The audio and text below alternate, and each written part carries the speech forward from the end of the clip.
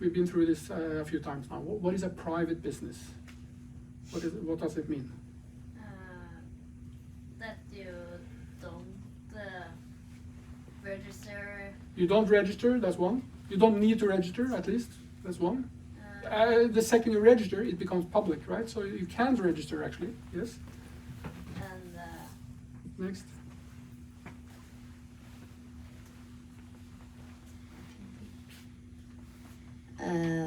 It was the most important one, so that's fine. someone else. Yeah, so do you want to do one? Yeah. Yeah, sure. Go ahead. It's a business outside of the legal system. Yeah, so you don't offer to be part of the legal system even. You don't register, so then you can't actually be part of it, right? And what can't you then do every year? What's the thing that all other companies do every year? That you don't have to tax. You don't have to report and you don't have to tax. And this is entirely true. And some people say, oh, but then you're trying to hide tax. No, it's not that. It is not taxable. It is not. Yes? Yeah. One more. Well, my name is Morten. I don't think this is correct because Syndicate is an American incorporated company. They have Andreessen Horowitz, Yeah. 30 or 40 venture companies as their owners. They will not allow a company that they are investing millions and billions do something that is outside of the legal system. But they do every single day. But Syndicate, you can create an investment club. I know you can do that, but it's also more or less like a cooperative or an aksjespareklubb in Norway. Sure. That means that every 99 investors that you have invited, they have to give their part of the information on their own selvangivelse. You have to split the numbers, you have to split the information. Only if you invest in legal entities. Well, Only if you read the law. this and know the law. investment club is, Yeah. they have already launched about 1,000 or 2,000 different investment clubs. Yeah. This is a really, really good idea, but you can't get out of the tax system. You just have to give that information on your own, as you do if you are a farmer. Yeah. And you are owning your, And if you your buy art, tractor together. if you buy art, are you required to give that information to the government? No, because it's private property. That's the difference. If and it states. I think it's Two seconds.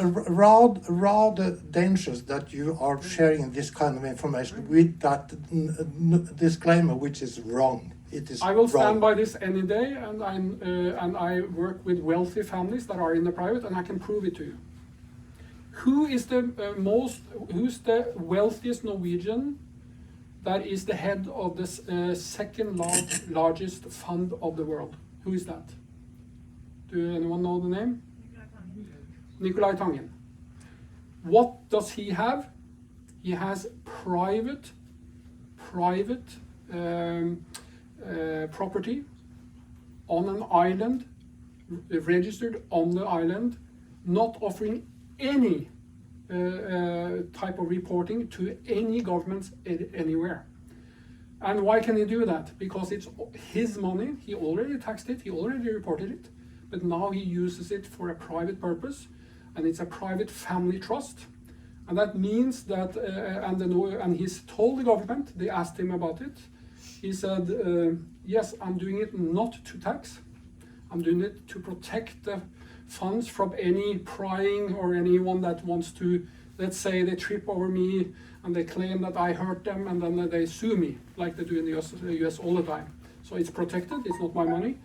And the third one is I don't want to pay inheritance tax. And he's very open with this, you can look it up in the news. And then the government says, yeah, well, we don't think it would pay to go after this. Wait a minute. They go after a football player that stayed 3 days too long in Norway and maybe a few million, but they don't go after more than 7 billion NOK. That's ridiculous, it's not true. The second is, do you think you could have the fund manager of the second biggest fund in the world doing illegal stuff? Of course not, it's ridiculous. you're absolutely right if you take for granted that what you're investing in is two things. One thing that is registered in the legal system. So if we decided to invest in your company that is reporting to the government, that's something else, right? We didn't say that that's what we're going to do, did we? If you do that, then she has to report, and actually we need to report on that. Agreed. But we haven't agreed that that's what we're going to do. Second of all is you invest in what is, it has to be what they call off-chain investments. So if you're on-chain, which means on blockchain, then you have way more leeway to what you can invest in. You can invest in NFTs, in blockchain projects, in cryptocurrencies, and so on. Those are all private, you see. And you read the text, they have a disclaimer, and that it says, if you want to invest in legal entities off-chain, you have to report, and then you have to consult your tax lawyers. If you don't, you're fine, unless you're over 99 people in the US. But the point is, I'm not suggesting this to any of you. I'm just doing this every single day, right? I'm not suggesting, I'm showing you what you can do. It's your responsibility, whatever you do. If you want my advice, you can get it. If you want Peter Thiel's advice, you can. It's harder, but you can ask. He's doing this every single day. I'm just adding, I think you're quite right when it comes to the difference between using 1.5 billion to set up an investment company and invite other people to join. You can now, with Web3 technology, invite people to investment clubs and to DAOs, and you can have token-gated content in websites, in newsletters, in YouTube videos, in Discord channels, and whatever. Yep. Everything of that is totally okay. And you can also invite people to an investment club, like an Aksjespareklubb, or if you wanted to have an investment club that invested in soccer or whatever. Sure. Everything of that is okay. But the way that we are on track right now, after FTX and after all the other things, we are moving towards regulation. Sure. We are moving towards regulation, and we have to be open for it, I would say, and say that we welcome it because it's the only way that the blockchain and the crypto world can be legitimate. I think it's the only way. And in Europe, there is new regulations coming, which is called MiCA. Probably the European Union, and by that we are part of the US. Yep. So it will be a new regulation from February. All the Norwegians' crypto exchange will be regulated, but they can also then do their business all over Europe. We have to be reporting our tax on crypto. It's not irregular. I mean, it's not outside of the legal system. Crypto is an asset which you invest in. The tax authorities in Norway are saying this. Yeah. So, but only 40,000 people have reported that they own crypto. And there is a cooperation also inside the OECD where the authorities are then sharing more and more information regarding tax across the countries. So I don't understand the motivation for trying to say that this is a loophole. I have never used the word loophole. No. I've told you that if you are in the legal domain, you're caught by the legal rules, of course. I'm not offering to be the legal domain. I'm telling you what the wealthy families over centuries have done.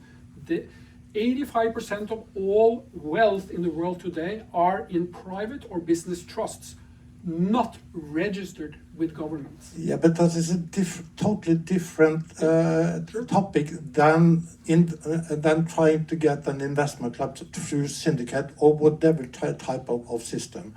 That is how you have to set up a fund, you have to set up a trust or whatever. No, you don't. So it's a totally different type of rule. So I think your presentation about the tokenization, about investment clubs, about the democratization of investment clubs is totally okay. But I don't understand the second part of your message. What I'm telling you is what the wealthy people told me when I moved to London. They said, so it seems like there are different rules for the wealthy, doesn't it? I said, yes, it does, because there are. And then I asked, what is the difference? No, there's really not a difference. It's just that we send our kids to school to learn Latin, to learn Greek, to learn philosophy, to learn those type of things. The people that work for us are the financiers in London. So they know what is important. They know what words mean. They know what mortgage means. They know that it means death grip. They know what the word mandate means. It doesn't mean that you have to do it. They know the meaning of all words and they use it. And when they see words, they read it as it stands. For instance, when you in Norway, we got the rules that we should all wear masks during a pandemic. And it says, alle norske borgere omfattet av smittevernloven. That's what it says. And then people said, oh yeah, but then it applies to everyone because we're all borgere in this society. So we have to follow the rules of smittevernloven. But if you read what it says, it doesn't say that. It says it applies to all citizens, let's call it that. But it doesn't mean it applies to you. It's just like you drive a car, you are a passenger of a car, and traffic rules apply to all Norwegians, right? But not if you don't drive the car. That's the point. So you have to read it really, and that's how, and then you think that when the rich are getting off cases, stuff like that, that's how they get off it, because they actually can read. That's the point. And we are here, you know what they call us? They call us the little people. I'm not kidding. I feel so sorry that I, for 25 years, did all the things after the book, and then I missed all the things that actually was there. And I'm so sorry about that, because it's an offer you're made. You have the offer to wear the mask. Do you know what it means if you wear the mask? You have a contract. You engage in a contract. You say, I might be dangerous to my fellow citizens, so please exercise the rules against me. That's what it means. This is why young people shouldn't wear masks, because they cannot engage in a contract. They cannot make contract. So there are so many things like this. So I agree to everything you said. That's not the point. But it's defined by a narrative that is, it's like, yeah, all these rules apply, unless you are not a legal person then. Do you know the difference between a legal person and a man and a woman? Do you know what this issue about all these genders are about? I know what it is about. It is about eradicating your rights. If you're not a man, you're not a woman, you have no rights, you're a thing. Then you're a resident. Res means thing, ID we know what means, identity of the thing, and ent means in the present. So in the present context, you are a thing. That's what a resident means. And people don't learn to read. That's why they get into the troubles. So if you have a form and then you say, oh, I'm a resident, are you a resident of Norway? And then they say, yes. Then they say, okay, so you're a thing, you're good, we can push all the different rules on you, you have no rights. I'm not kidding. Do you know what the signature means? Sign of nature. Every time you sign something, you sign away some of your sovereign rights. That's what it's used for. Do you know what the other thing is? That's called an autograph. It means I behold my rights. Why don't the famous people of the world sign with a signature when you ask for, do you ask for their signature? Of course not. You're not asking for them to sign over some of the rights they have. You're asking them for their autographs, which is the complete opposite. So there are a few podcasts you can listen to if you want to know where this comes from, and you can probably ask someone in the audience where you can do that. I'm not an expert in any field. I've just been punched enough, let's call it like that, to learn the hard way. So I've done some terrible mistakes in my life. I lost so much money. I've lost even people's jobs because of not knowing exactly what things are. And then you get to the city of London, where there are very few people that live. And you learn that they have their own police system, their own waterworks, their own fire brigade, their own, and even the city of London, the square mile is not registered with the Queen. And then you come and say, oh, but you have to report to government. No, you don't. If you are in the city of London, you don't have those rules. Those are made inside the city. And there's something called the Gray's Inn, and I forget the other one. Those are the inner temples in London that rule the entire legal system.